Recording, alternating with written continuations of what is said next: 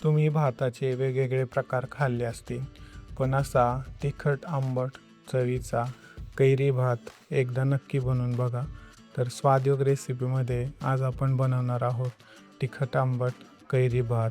अगदी घरातल्याच उपलब्ध साहित्यापासून हा भात आपण बनवू शकतो आणि हा सगळ्यांनाच आवडू शकतो. तुम्ही याला लंचमध्ये सुद्धा सर्व करू शकता किंवा टिफिनमध्ये सुद्धा देऊ शकता. चला तर मग पाहू कसा बनवायचा कैरी भात. त्यासाठी आपण एक ताजा मसाला बनवणार आहे.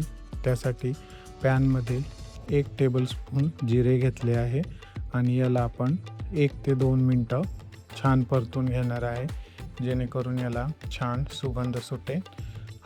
जिरे जे आहे भाजून झाले आहे ते बाजूला काढून घेऊ. त्यानंतर 10 ते 12 लसणाच्या पाकळ्या, 2 मिरच्या ह्यासुद्धा आपल्याला हलक्याशा भाजून घ्यायच्या आहे, जेणेकरून याचे सुद्धा फ्लेवर एनहान्स होतील आणि ह्यासुद्धा आपल्याला बाजूला काढून घ्यायचे. नंतर हे भाजलेली जिन्नस खलबत्त्यामध्ये घालायचे आहे.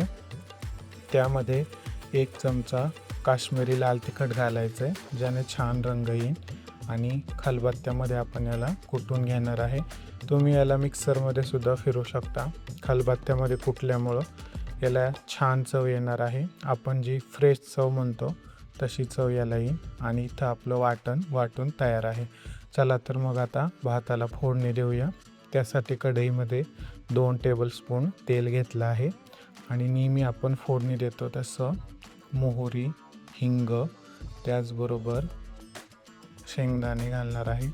त्यानंतर आपल्याला कढीपत्ता घालायचा आहे आणि हे व्यवस्थित परतून घ्यायचं आहे, जेणेकरून कडक फोडणी तयार होईल.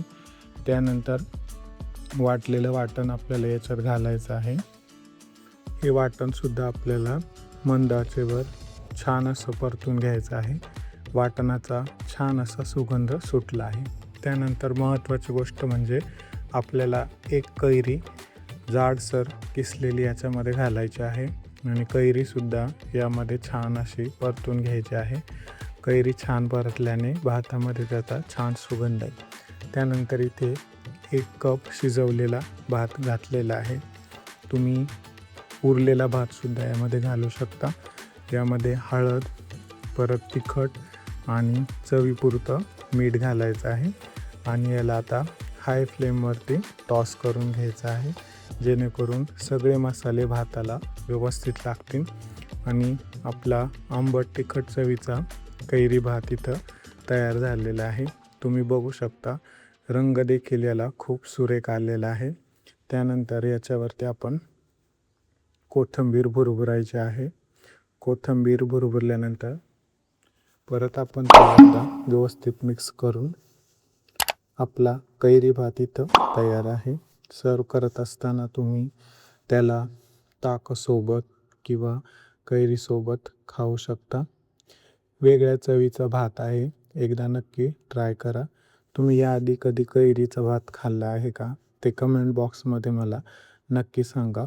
रेसिपी जर आवडली असेल तर चॅनलला लाईक, शेअर, सबस्क्राईब करा. पुन्हा एकदा भेटूया नवीन रेसिपीसोबत.